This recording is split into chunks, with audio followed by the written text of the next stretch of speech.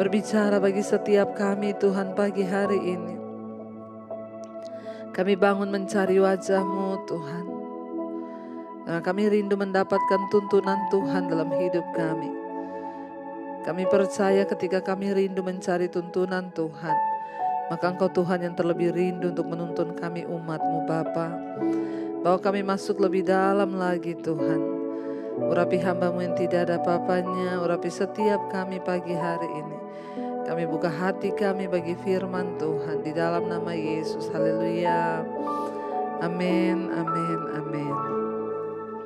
Iya, baik saudara, pagi hari ini kita bangun dengan tubuh yang sehat, tidak kurang suatu apapun. Hari ini kita akan sama-sama belajar firman Tuhan dari Filipi pasal yang pertama saudara ya. Filipi pasalnya yang pertama saya ambil dari ayat yang ke-19 ya, dan ayat yang ke-20. Firman Tuhan berkata di sana, Filipi pasal yang pertama ayat 19 dan ayat yang ke-20. Karena aku tahu bahwa kesudahan semuanya ini ialah keselamatanku oleh doamu dan pertolongan Roh Yesus Kristus. Ayat 20, sebab yang sangat kurindukan dan kuharapkan ialah bahwa aku dalam segala hal tidak akan beroleh malu, melainkan seperti sedia kala, demikian pun sekarang, Kristus dengan nyata dimuliakan di dalam tubuhku, baik oleh hidupku maupun oleh matiku. Rasul Paulus menulis surat ini kepada jemaat yang ada di Filipi, saudara. Ya, jadi kita tahu bersama ketika Rasul Paulus dipenjara, ya dia harus membayar harga. Ya, kenapa? Karena dia didera, dianiaya, bahkan dia dipenjarakan karena Kristus. Ya, tetapi kita belajar dari apa yang Rasul Paulus alami.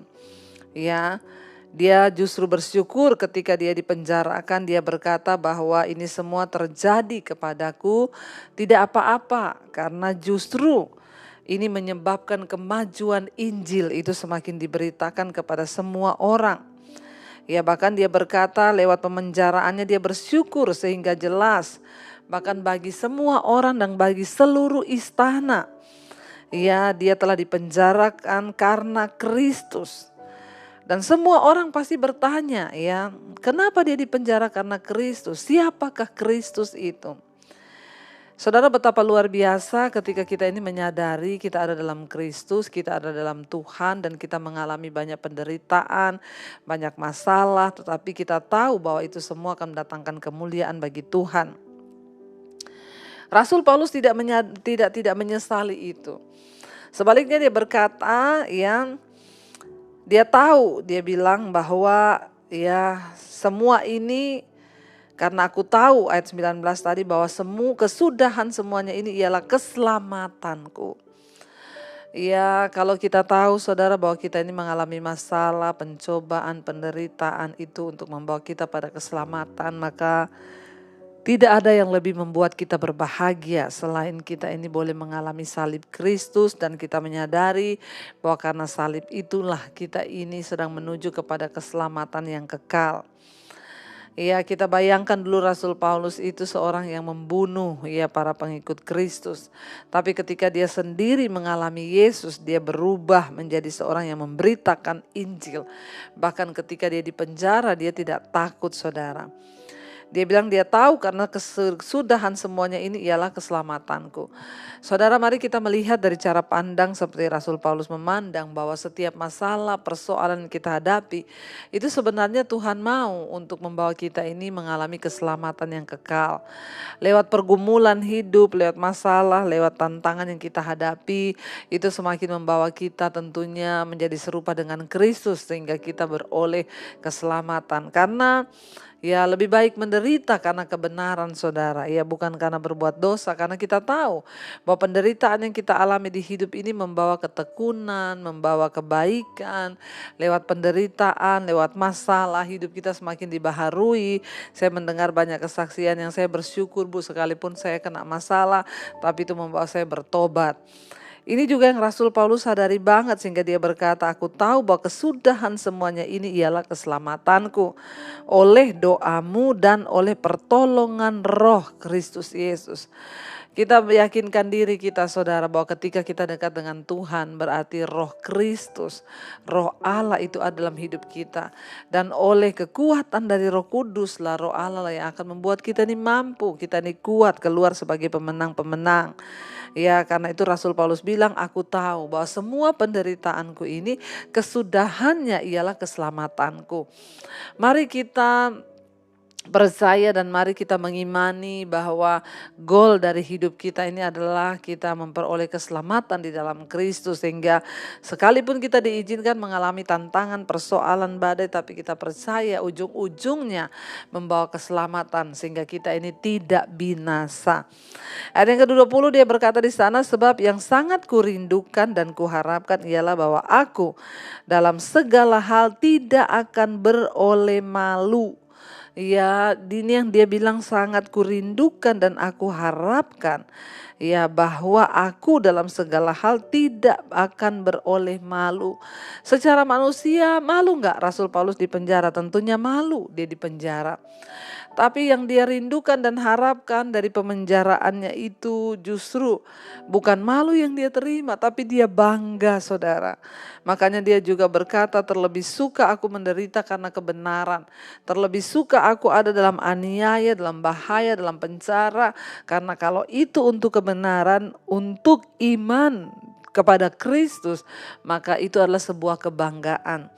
Rasul Paulus berkata, karena ini yang sangat aku rindukan dan aku harapkan, ya bahwa aku dalam segala hal tidak akan beroleh malu. Sebab Tuhan bilang penderitaan karena kebenaran itu tidak membawa malu, tapi justru membawa kemuliaan di dalam hidup kita saudara. Karena itu Rasul Paulus berkata di sana, melainkan ya dia bilang seperti sedia kala, demikian pun sekarang Kristus dengan nyata dimuliakan di dalam tubuhku, baik oleh hidupku maupun oleh matiku. Ya, satu hal yang Rasul Paulus rindukan, dia bilang, biarlah lewat hidupnya Kristus dimuliakan, lewat matinya pun Kristus dimuliakan. Saudara, kita semua tentunya berharap supaya nanti kita mati, kita itu mati dengan terhormat. Apa itu mati dengan terhormat? Mati bukan karena dosa, tapi kita mati di dalam Kristus karena kita sudah mengakhiri pertandingan iman kita dengan baik. Jangan ada seorang pun yang meninggal di dalam dosa saudara. Sehingga kita tahu ya nanti lewat mati kita biarlah Tuhan juga dipermuliakan. Kita mulai berdoa dari sekarang, Tuhan aku rindu baik lewat hidupku maupun lewat matiku. Aku rindu supaya Tuhan dimuliakan di dalam hidupku. Saudara, kita tidak tahu kita hidup sampai kapan. Tapi yang jelas satu saat kita semua akan dipanggil pulang. Biarlah kita berdoa, Tuhan kalau satu saat aku dipanggil pulang nanti, aku rindu Tuhan. Biarlah kematianku itu juga membawa kemuliaan bagi nama-Mu. Ya jangan biarkan Tuhan kami ini mati sebagai orang-orang yang kalah. Jangan biarkan kami mati sebagai orang-orang yang menyerah.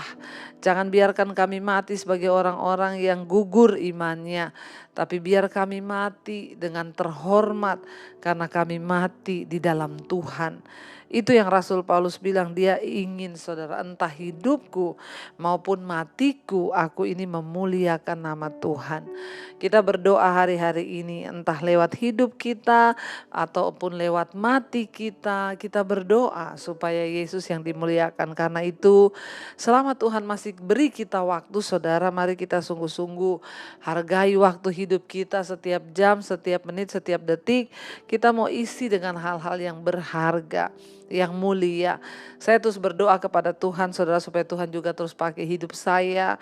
Ya sekalipun kadang capek, tapi saya bilang kepada Tuhan, saya mau mengisi hari-hari hidup saya hanya untuk melayani Tuhan, untuk terus menyampaikan kebenaran firman Tuhan, supaya entah lewat hidupku maupun lewat matiku aku ini memuliakan nama Tuhan. Jangan sampai ya dalam hidup kita mempermalukan nama Tuhan, hidup dalam kenajisan, percabulan, hidup dalam judi, kemabukan.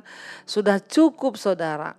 Ya, karena kita ini adalah suratan Kristus yang terbuka, dibaca oleh semua orang.